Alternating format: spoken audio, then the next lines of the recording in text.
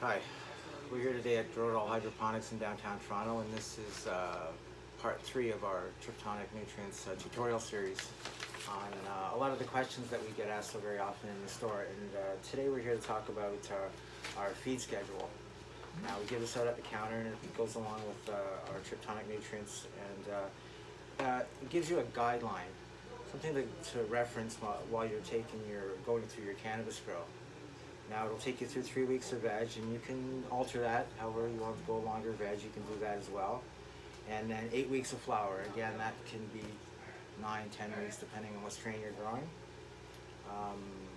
But again, these are just guidelines, and gives you the milliliters per liter of the products that we have, and the weeks that you should be using them. So it'll show you week by week where you should be, what you should be using, and how much you should be using of that product.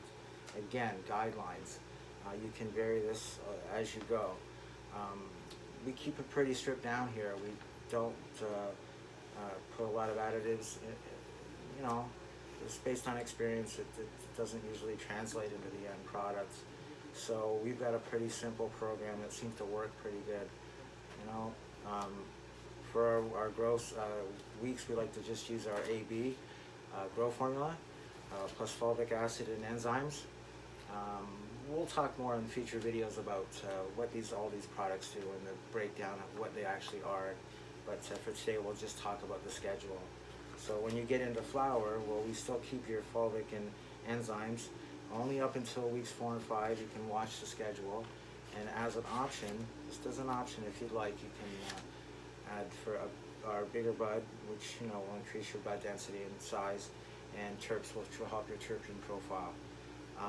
But again, these are options, and so if you look at the schedule again, it shows you what week you should be using those and how much you should be using of each product.